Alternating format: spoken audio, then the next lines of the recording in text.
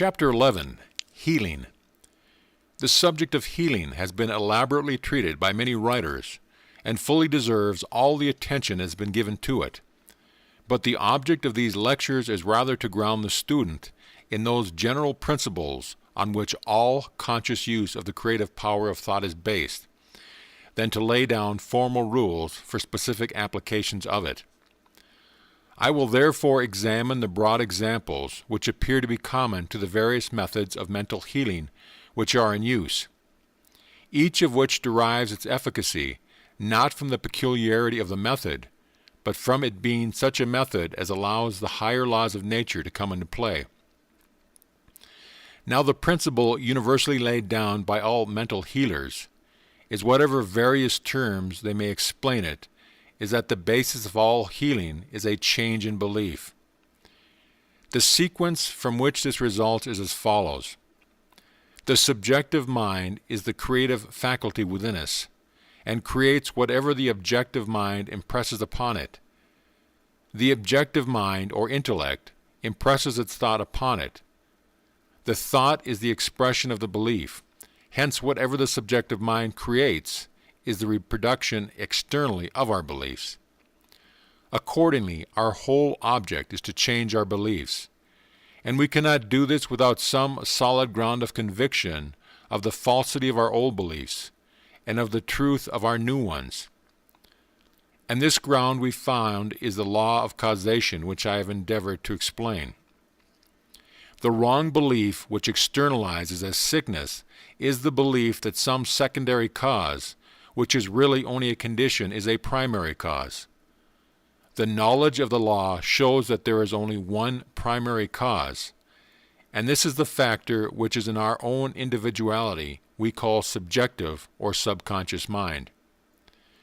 For this reason, I have insisted on the difference between placing an idea in the subconscious mind, that is, on the plane of the absolute and without reference to time and space, and placing the same idea in the conscious intellectual mind, which only perceives things as related to time and space. Now, the only conception you can have of yourself in the absolute or unconditional is as purely living spirit, not hampered by conditions of any sort, and therefore not subject to illness. And when this idea is firmly impressed on the subconscious mind, it will externalize it. The reason why this process is not always successful at the first attempt is that all our life we have been holding the false belief in sickness as a substantial entity in itself, and thus being a primary cause, instead of being merely a negative condition resulting from the absence of a primary cause. And a belief which has been ingrained from childhood cannot be eradicated at a moment's notice. We often find, therefore, that for some time after a treatment there is an improvement in the patient's health, and then the old symptom returns.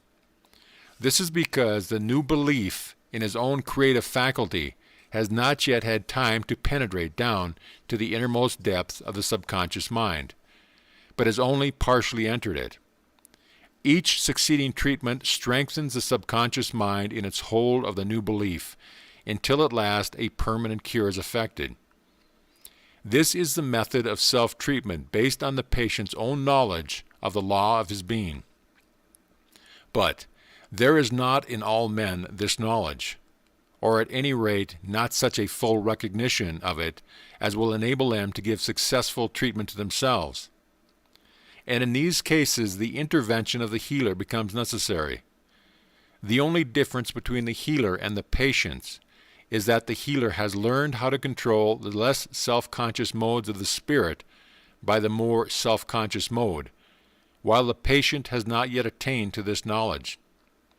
And what the healer does is to substitute his own objective or conscious mentality, which is will joined to intellect, for that of the patient, and in this way to find entrance into his subconscious mind and impress upon it the suggestion of perfect health. The question then arises, how can the healer substitute his own conscious mind for that of the patient? And the answer shows the practical application of those very abstract principles which I have laid down in the earlier sections. Our ordinary conceptions of ourselves is that of an individual personality which ends where another personality begins. In other words, that the two personalities are entirely separate. This is an error. There is no such hard and fast line of demarcation between personalities. And the boundaries between one and another can be increased or reduced in rigidity according to will. In fact, they may be temporarily removed so completely that, for the time being, the two personalities become merged into one. Now, the action which takes place between healer and patient depends on this principle. The patient is asked by the healer to put himself in a receptive mental attitude, which means that he is to exercise his volition for the purpose of removing the barrier of his own objective personality, and thus affording entrance to the mental power of the healer. On his side also, the healer does the same thing, only with this difference, that while the patient withdraws the barrier on his side with the intention of admitting a flowing in, the healer does so with the intention of allowing a flowing out. And thus, by the joint action of the two minds, the barriers of both personalities are removed, and the direction of the flow of volition is determined. That is to say, it flows from the healer as actively willing to give, towards the patient as passively willing to receive, according to the universal law of nature that the flow must always be from the plenum to the vacuum. The mutual removal of the external mental barrier between healer and patient is what is termed establishing a rapport between them. And here we find one of the most valuable practical applications of the principle laid down earlier in this book.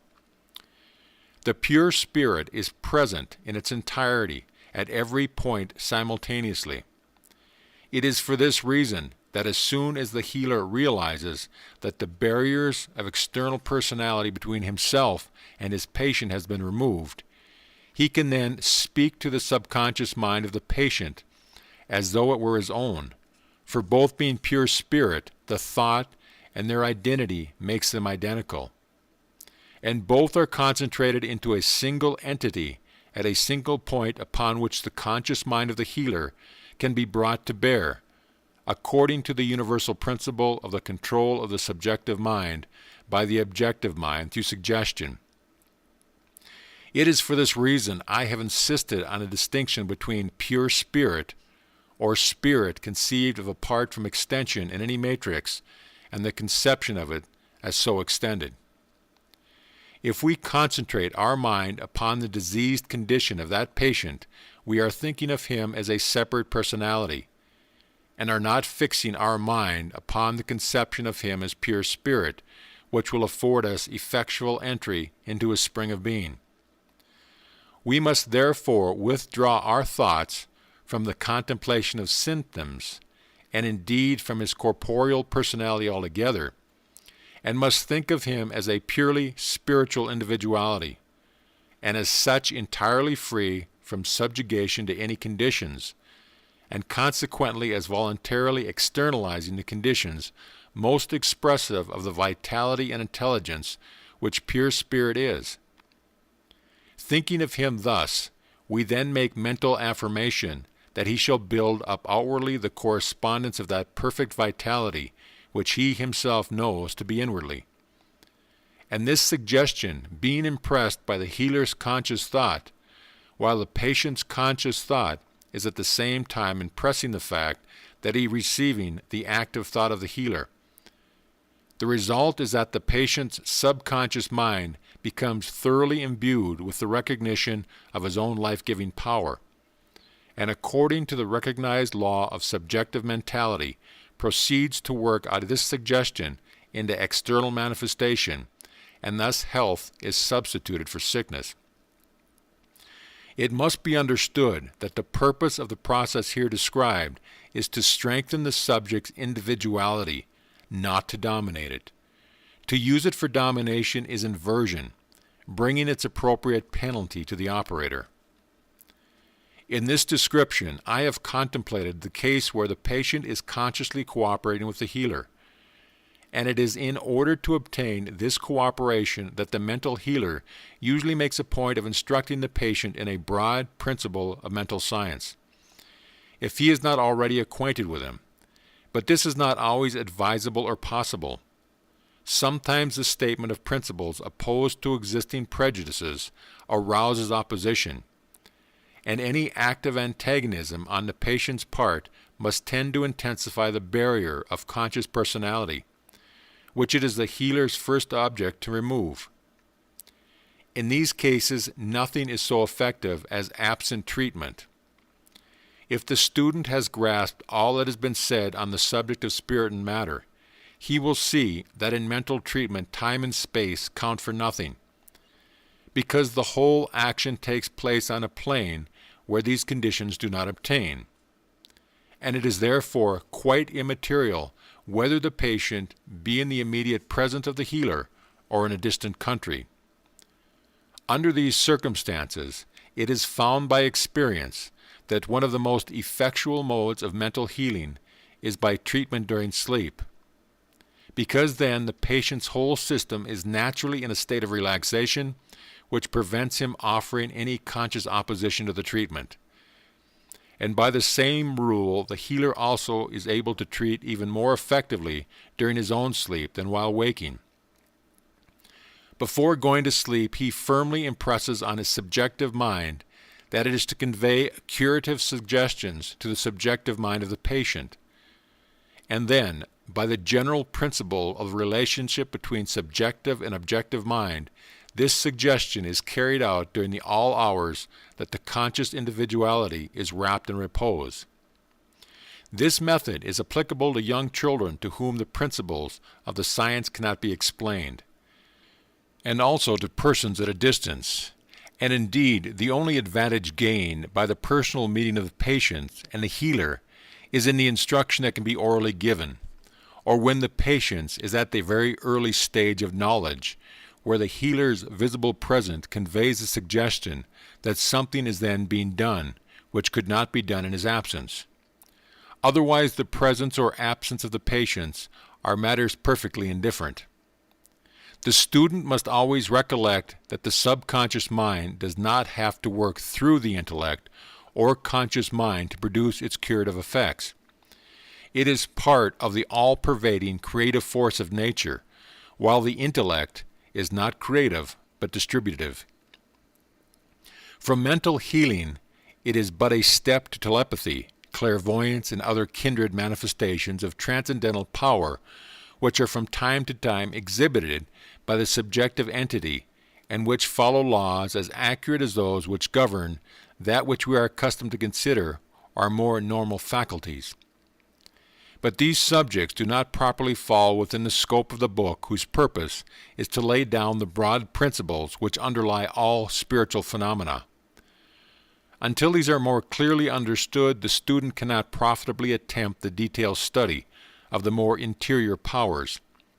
For to do so without a firm foundation of knowledge and some experience in its practical application would only be to expose himself to unknown dangers, and would be contrary to the scientific principle that the advance in the unknown can only be made from the standpoint of the known. Otherwise, we only come into confused region of guesswork without any clearly defined principles for our guidance. End of chapter.